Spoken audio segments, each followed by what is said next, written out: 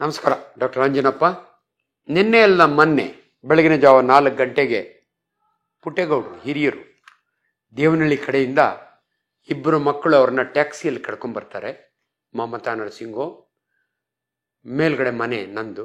4:15 phone, sir ತಾತ ಬಂದಿದ್ದಾರೆ, ತುಂಬ ನೋವು ಅಂತ ಬಂಬಡ ಹೊಡಿತಿದ್ದಾರೆ, ಬೇಗ ಬನ್ನಿ. ನನಗೆ ಗೊತ್ತು 4:15 ತಾತ ಬಂಬಡ ಹೊಡ್ಕೊಂಡು ಬಂದಿದ್ದೇನೆ ಅಂದರೆ ಏನಾಗಿದೆ ಅಂತ ನನಗೆ ಚೆನ್ನಾಗಿ ಗೊತ್ತು. ಸೀದಾ ಕೆಳಗಡೆ ಬರ್ತೀನಿ.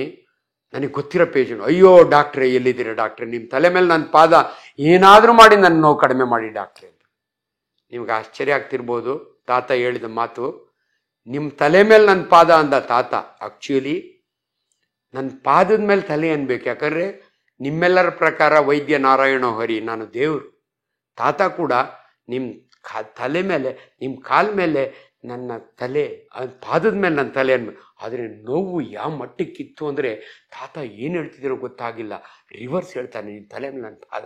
ನಂಗೆ ಗೊತ್ತು ಪಾಪ ಮಲಕ ತಾತ ಹೇಳ್ತಾರೆ ಮಕ್ಕಳು. ಡಾಕ್ಟ್ರೇ 3 ದಿವಸದಿಂದ ತಾತ ಪದೇ ಪದೇ ರಿಸರ್ಸ್ಗೆ ಹೋಗೋನು, ಎದ್ದು ಹೋಗೋನು, ಓತ ದಾರಿ ಒಳಗೆ ಹಂಗೆ ಚಡ್ಡಿ ಒಳಗೆ ರಿಸರ್ಚ್ ಮಾಡೋನು. ಆದರೆ ನೆನ್ನೆಯಿಂದ ಒಂದು ತೊಟ್ಟು ರಿಸರ್ಚ್ ಬಂದಿಲ್ಲ. ರಿಸರ್ಚ್ ಬರಲಿ ಅಂದ್ಬಿಟ್ಟು ಪಾನಕ ಕುಡಿದ್ರು, ಮಜ್ಜಿಗೆ ಕುಡಿದ್ರು, ಎಲ್ಲ ಕುಡಿದ್ರು, ತಿರ್ಗೋತಾರೆ, ವಾಪಸ್ ಬರ್ತಾರೆ, ನೋವಿರಲಿಲ್ಲ.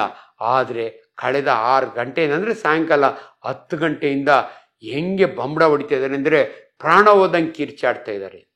ಇವಾಗ ನಿಮ್ಗೆ ಅರ್ಥ ಆಗಿರಬೇಕು, ರೀಸಸ್ಸು ಪ್ರತಿಯೊಬ್ಬರು ಕೂಡ ಹಗಲೊತ್ತು ಒಂದು 4-5 ಸರಿ ಮಾಡ್ತೀವಿ. ರಾತ್ರಿ ಹೊತ್ತು ಯಾರೂ ಕೂಡ ಆರೋಗ್ಯವಾದ ಮನುಷ್ಯ ಡಯಾಬಿಟಿಸ್ ಇಲ್ದಿಲ್ಲ ಅಂದರೆ ಒಂದು ಸಾರಿ ರೀಸಸ್ ಮಾಡಿ ಮಲಗಿದರೆ ಬೆಳಗ್ಗೆನೇ ಎದ್ದೊಳೋದು. ಅದಕ್ಕೆ ತಮಗೆಲ್ರಿಗೂ ಗೊತ್ತಿರಲಿ, 2 ಕಿಡ್ನಿ ದೇವರು ಕೊಟ್ಟಿದ್ದಾನೆ. ಕಿಡ್ನಿಯ ಕೆಲಸ ನಮ್ಮ ರಕ್ತವನ್ನು ಪ್ಯೂರಿಫೈ ಮಾಡೋದು. 2 ಯುರೇಟ್ರು, ಯೂರಿನರಿ ಬ್ಲಾಡರ್, ಹೆಣ್ಣು ಮಕ್ಕಳಿಗೂ ಗಂಡು ಮಕ್ಕಳಿಗೂ ಸೇಮ್. ಆದರೆ ಕೆಪಾಸಿಟಿ 250 ml. ನಿಮ್ಮ ಯೂರಿನರಿ ಬ್ಲಾಡರ್ನೊಳಗೆ ಕಿಡ್ನಿ ಫಿಲ್ಟರ್ ಮಾಡ್ತಾನೆ ಇರುತ್ತೆ, ಯೂರಿನ್ ಬಂದು ಸೇರ್ಕೋತಾ ಇರುತ್ತೆ. ನೀವು ಯಾವುದೋ ಫಂಕ್ಷನಾಗಿ ಕೂತಿರ್ತೀರಿ, ಒಂದು 200 ml ಆದಾಗ ರೀಸಸ್ ಮಾಡಬೇಕು ಅನಿಸುತ್ತೆ, ಎದ್ದು ಹೋಗೋಕ್ಕಾಗಲ್ಲ, ಕೂತ್ಕೋತೀರಿ, ಏನೂ ಆಗಲ್ಲ, ಇನ್ನೂ 1 ಅವರ್ ಕೂತ್ಕೋತೀರಿ. ಅದರೊಳಗಾಗಿ ಹೆಣ್ಣು ಮಕ್ಕಳು ನನಗೆ ಭಾಳ ದೇವ್ರು ಕೊಟ್ಟಿರೋ ವರ. ಅವರು ಗಂಡು ಮಕ್ಕಳಂಗೆ ಯಾವಾಗಂದರೆ ಆವಾಗ ಹೊರಗಡೆ ಹೋಗಿ ರೀಸರ್ಚ್ ಮಾಡಲ್ಲ, ಹೆಣ್ಮಕ್ಳಿಗೆ ದೇವ್ರು ಆ ವರ ಕೊಟ್ಟಿದ್ದಾನೆ, ತಡ್ಕೋತಾರೆ, ಮನೆಗೆ ಹೋದ್ಮೇಲೆ ರೀಸರ್ಚ್ ಮಾಡ್ತಾರೆ. ಈಗ ಯಾಕೆ ಇದನ್ನು ಹೇಳಿದೆ ಅಂದರೆ, ನಿಮ್ಮ ಬ್ಲಾಡರ್ ಕೆಪಾಸಿಟಿ 500 ml. 500 ml ನಿಮ್ಮ ಬ್ಲಾಡರ್ನಾಗ ಇರೋವ್ರಿಗೂ ಪೇಯ್ನ್ ಬರಲ್ಲ.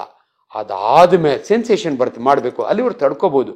ಅದಾದಮೇಲೆ 600, 700, 800 ml ಹೋದರೆ ಎಂಥ ಪೇಯ್ನ್ ಆಗುತ್ತೆ ಅಂದರೆ ಅದನ್ನು ನಾವು ಅಕ್ಯೂಟ್ ರಿಟೆನ್ಷನ್ ಆಫ್ ಯೂರಿನ್ ಅಂತೀವಿ. ಯಾಕೆ ಹಂಗಾಗುತ್ತೆ ಡಾಕ್ಟ್ರೆ, ಯಾರಿಗಾಗುತ್ತೆ ಡಾಕ್ಟ್ರೆ? ಸರಳವಾಗಿ ತಿಳ್ಕೊಳ್ಳಿ. ಗಂಡು ಮಕ್ಕಳಲ್ಲಿ 3 ಏಜು. ಚಿಕ್ಕ ಮಕ್ಕಳಲ್ಲಿ ಯೂರಿನರಿ ಪ್ರಾಬ್ಲಮ್ ಬರೋದು, ಅಮ್ಮ ಕರ್ಕೊಂಬರ್ತಾಳೆ, ಮಗ ರೀಸರ್ಚ್ ಮಾಡೋಗೆಲ್ಲ ಮುಂದೆ ಊದ್ಕೊಳ್ತದೆ ಡಾಕ್ಟ್ರೆ, ಆಮೇಲೆ ಅದನ್ನು ನಾವು ಫೈಮೋಸಿಸ್ ಅಂತೀವಿ. ಮಾನಿಯ ಚರ್ಮ ಮಕ್ಕಳಿಗೆ 5 ವರ್ಷದವ್ರಿಗೆ ಹಿಂದೆ ಹೋಗಲ್ಲ, ಅದನ್ನು ಆಮೇಲೆ ಸರ್ಕಮ್ಸಿಷನ್ ಮಾಡ್ತೀವಿ. 2ನೇ ಸಮಯ, ಹುಡುಗ PUC ಫೇಲ್ ಆಗಿರ್ತಾನೆ, ಅದಾದಮೇಲೆ ಸವಾಸ ಬೇಡ ಅಂತ ಊರು ಬಿಟ್ಟು ಬಾಂಬೆಗೆ ಹೋಗಿ ಸೇರ್ಕೋತಾನೆ. ಅಲ್ಲೂ ಇಲ್ಲೂ 4 ವರ್ಷ ಆದಮೇಲೆ ಊರಿಗೆ ವಾಪಸ್ ಬರ್ತಾನೆ ಬೇಡ ಅಂತ. ಮದುವೆ ಮಾಡ್ತಾರೆ, ಯಾಕಂದ್ರೆ ನಮ್ಮ ಊರುಗಳ ಕಡೆ ಕೆಟ್ಟೋದನಿಗೆ ಮದುವೆ ಮಾಡೋ ನಾಟಕ ಆಯ್ತಾನೆ ಅಂತ ಮಾಡ್ತಾರೆ. ಅವನಿಗೆ ನೆಕ್ಸ್ಟ್ 6 ತಿಂಗಳಲ್ಲಿ ಉಚ್ಚ ಪ್ರಾಬ್ಲಮ್. ಅದಕ್ಕೆ ಕಾರಣ STD. ಅಲ್ಲಿ ಎಲ್ಲೆಲ್ಲಿ ಹೋಗಿ ಬಂದಿರ್ತಾನೆ, ರೆಡ್ ಲೈಟ್ ಏರಿಯಾ, ಅದರ ಅದು ಬಿಟ್ಬಿಡಿ. 3ನೇದು, ಬಹಳ ಸಾತ್ವಿಕರು, ದೈವಭಕ್ತರು, ಯಜಮಾನರು, ತಲೆಯಲ್ಲಿ ಕೂದಲಿಲ್ಲ, 65 ವರ್ಷ 70 ವರ್ಷ, ಅವ್ರಿಗೆ ಪರ್ಟಿಕ್ಯುಲರ್ಲಿ ಈ ಸೀಸನ್ನ ಕಡಿಮೆ, ಬಟ್ ನಾವು ಜಾಸ್ತಿ ನೋಡೋದು ಅಂದರೆ ನವಂಬರ್, ಡಿಸೆಂಬರ್, ಚಳಿಗಾಲದಲ್ಲಿ ರಾತ್ರಿ ಹೊತ್ತು 3 ಸಾರಿ ಎದ್ದೇಳ್ತಾರೆ ರಿಸರ್ಚ್ ಮಾಡಲಿಕ್ಕೆ. ಅದಾದಮೇಲೆ ಅವರು ಆ ಟೈಮ್ನಾಗ ನನ್ನ ಹತ್ರ ಬಂದಿದ್ರೆ ನೋಡಿ, ಯಾರಾದರೂ 3 ಸಾರಿ ಎದ್ದೇಳ್ತಾರೆ ಅಂದರೆ ಸಕ್ಕರೆ ಕಾಯಿಲೆ ಶುರುವಾಗಿರಬೇಕು, ಫ್ರೀಕ್ವೆನ್ಸಿ ಆಫ್ ಯೂರಿನ್ ಅಂತೀವಿ. ಅದು ಬಿಟ್ಟರೆ ಪ್ರಾಸ್ಟೇಟ್ ಅಂತೀವಿ ನಮ್ಮ ಭಾಷೆಯಲ್ಲಿ. ಅವಲ್ಲಿ ಹೇಳಿದೆ, ಮೂತ್ರಕೋಶದ ಹಿಂದೆಗಡೆ ಇಷ್ಟು ತಪ್ಪ ಪ್ರಾಸ್ಟೇಟ್ ಅಂತೀವಿ ನಾವು. ಅದು 40 ಗ್ರಾಮ್ 50 ಗ್ರಾಮ್ ಇರುತ್ತೆ. ವಯಸ್ಸಾದಂಗೆಲ್ಲ ದೊಡ್ಡದಾಗ್ತಾ ಹೋಗುತ್ತೆ.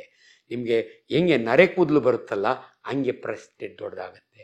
ಇದರ ಎಫೆಕ್ಟ್ ಏನಂದರೆ ಅದನ್ನು ನಾವು BPH ಅಂತೀವಿ ನಮ್ಮ ಭಾಷೆನ, ಬಿನೈನ್ ಹೈಪರ್ಟ್ರೋಪಿ ಪ್ರಾಸ್ಟೇಟ್. ಬಿನೈನ್ ಅಂದ ತಕ್ಷಣವೇ ಕ್ಯಾನ್ಸರ್ ಅಲ್ಲ ಅಂತ ಅರ್ಥ. ಅದರಲ್ಲಿ 2 ಆಗುತ್ತೆ, ಕ್ಯಾನ್ಸರ್ ಆಫ್ ದಿ ಪ್ರಾಸ್ಟೇಟ್ ಅಥವಾ ಬಿನೈನ್ ಹೈಪರ್ಟ್ರೋಪಿ. ಈ ಬಿನೈನ್ ಹೈಪರ್ಟ್ರೋಪಿ ಆದಾಗೆ 3 ಸಿಂಪ್ಟಮ್ಸ್, ರೋಗ ಲಕ್ಷಣಗಳು. ನಾನು ಮೆಡಿಕಲ್ ಕಾಲೇಜ್ನ ಪಾಠ ಮಾಡುವಾಗ ನಮ್ಮ ಹುಡುಗರಿಗೆ ಹೇಳ್ತೀನಿ, ನೋಡಿ ಮರಿ, ಯಾರಾದರೂ ಹಿರಿಯರು 3 ಸಿಂಪ್ಟಮ್ಸ್ನಿಗೆ ಹೇಳ್ತೀನಿ. ಅರ್ಜೆನ್ಸಿ, ರೀಸಸ್ ತಡೆಯೋಕ್ಕೆ ಆಗಲ್ಲ. ಕೂತಿರ್ತಾರೆ, ರೀಸಸ್ ಹೋಗ್ಬೇಕು ಅನ್ಸುತ್ತೆ, ಹತ್ರನೇ ಸೈಡ್ ಬಾತ್ರೂಮ್ ಹೋಗೋಷ್ಟೊತ್ತಿಗೆ ನಿಕ್ಕರ್ನಲ್ಲಿ ಆಗುತ್ತೆ. ಅದನ್ನು ಅರ್ಜೆನ್ಸಿ ಅಂತೀವಿ. ಫ್ರೀಕ್ವೆನ್ಸಿ, ಪದೇ ಪದೇ ಹೋಗ್ಬೇಕು ಅನ್ಸುತ್ತೆ, ಅದು ಫ್ರೀಕ್ವೆನ್ಸಿ. ಲಾಸ್ಟ್ಗೆ ಎಸಿಟೆನ್ಸಿ. ನಾನು ಹುಡುಗರಿಗೆ ಹೇಳ್ತೀನಿ, ಮೆಡಿಕಲ್ ಸ್ಟೂಡೆಂಟ್ ಆಗಿ ಇಷ್ಟು ನಾಲೆಡ್ಜ್ ಇರಲಿ ನಿನಗೆ, ಸಿನಿಮಾಗೆ ಹೋದಾಗೆ ಥಿಯೇಟ್ರ್ನೊಳಗೆ ಇಂಟರ್ವಲ್ನೊಳಗೆ ಯಾರಾದರೂ ರೀಸಸ್ ನಿಂತಿದ್ರೆ ಅವ್ರ ಹಿಂದೆ ನಿಂತ್ಕೊಬೇಡ, ವಯಸ್ಸಾಗಿರೋರು. ಯಾಕಂದರೆ ಅವರು ಸ್ಟಾರ್ಟೇ ಮಾಡೋಕ್ಕಾಗಲ್ಲ. ಅದನ್ನು ಎಸಿಟೆನ್ಸಿ ಅಂತೀವಿ ನಾವು.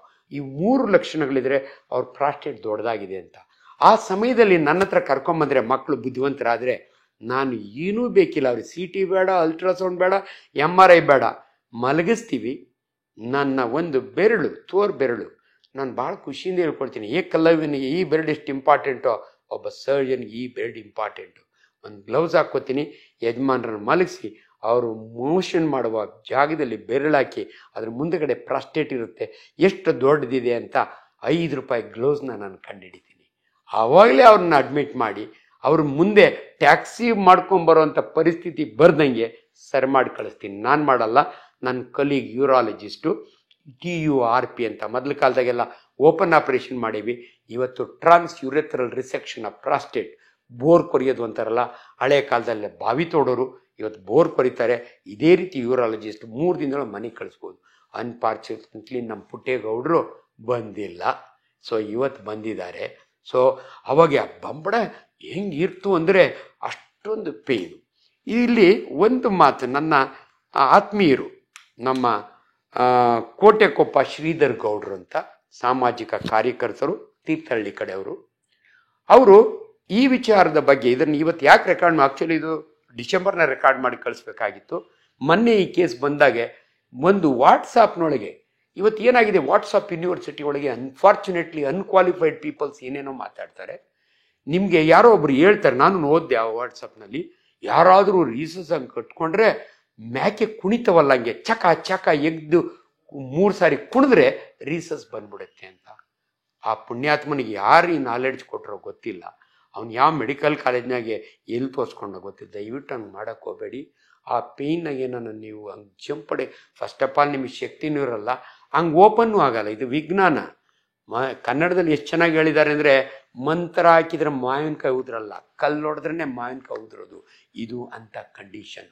ಯಾವನು ಮುಟ್ಟಾಳನ ಮಾತು ಕೇಳಿಬಿಟ್ಟು ನೀವು ಜಂಪ್ ಹೊಡೆಯೋಕ್ಕೆ ಹೋಗಬೇಡಿ, ದಯವಿಟ್ಟು ಒಬ್ಬ ವೈದ್ಯರ ಕಡೆ ಹೋಗಿ.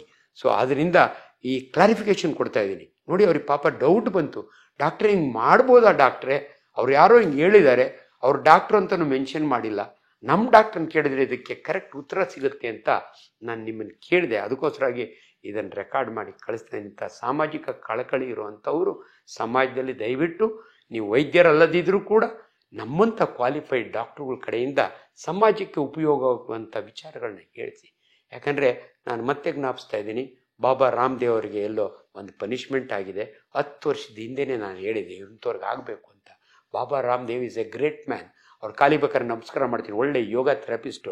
ಅನ್ಫಾರ್ಚುನೇಟ್ಲಿ ಅವ್ರು ಡಾಕ್ಟ್ರಲ್ಲ, ಹೋಮಿಯೋಪತಿ ಡಾಕ್ಟ್ರಲ್ಲ, ಅಲೋಪತಿ ಡಾಕ್ಟ್ರಲ್ಲ, ಆಯುರ್ವೇದ, ಆದರೂ ಕೂಡ ಕ್ಯಾನ್ಸರ್ ವಾಸಿ ಮಾಡ್ತೀನಿ ಅಂತ ಬಂಡಲ್ ಡ್ರಗ್ಸ್ನಿಂದ 10,000 ಕೋಟಿ ದುಡ್ಡು ಮಾಡ್ಕೋತಾರಲ್ಲ, ಅದು ತಪ್ಪು ಅಂತ ಹೇಳ್ತೀನಿ.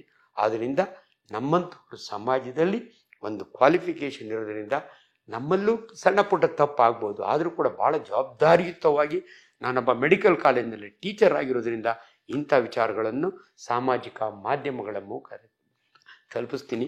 ಇವತ್ತು ನಮ್ಮ ಕನ್ನಡ ಆರೋಗ್ಯ ಭಾಗ್ಯದ ಚಾನಲ್ ಇವರು ಎಷ್ಟು ದೂರದಿಂದ ಬರ್ತಾರೆ ಅಂದರೆ ಮಿತ್ರರು, ಡಾಕ್ಟ್ರೇ ಇಂಥ ವಿಚಾರಗಳು ನಾನು ಸಾಕಷ್ಟು ಜನಕ್ಕೆ ತಲುಪೋದು, ಅದು ನಿಜ.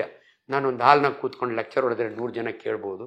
ಇವತ್ತು ಮಾಧ್ಯಮದವರು, ಅದರೊಳಗೆ ಈ ರೀತಿಯ ಪ್ರೈವೇಟ್ ಯೂಟ್ಯೂಬ್ ಚಾನಲ್ಗಳವರು ಎಷ್ಟು ಒಳ್ಳೆಯ ಸೇವೆ ಮಾಡ್ತಾರೆ ಅಂದರೆ, ಒಳ್ಳೆಯದನ್ನು ತಲುಪಿಸ್ತಾರೆ, ಕೆಟ್ಟದನ್ನು. ಬಟ್ ನಮ್ಮ ಹುಡುಗ ಎಲ್ಲೋ ಒಂದು ಕಡೆ ಡಾಕ್ಟ್ರೆ ನೀವು ಹೇಳೋದನ್ನು ಜನ ಅಪ್ರಿಷಿಯೇಟ್ ಮಾಡ್ತಾರೆ, ನಮಗೆ ವೈಜ್ಞಾನಿಕ ಅಂತ ಬರ್ತಾರೆ. ಅದಕ್ಕೆ ಒಬ್ಲೈಜ್ ಮಾಡಿಕೊಂಡು ಇವತ್ತು ಪೇಷಂಟ್ಗಳ ಮಧ್ಯೆ ಅವರಿಗೆ ಸಮಯ ಕೊಟ್ಟಿದ್ದೀನಿ, ರೆಕಾರ್ಡ್ ಮಾಡಿದ್ದೀನಿ. ನಿಮ್ಮೆಲ್ಲರಿಗೂ ಒಳ್ಳೆಯದಾಗಲಿ.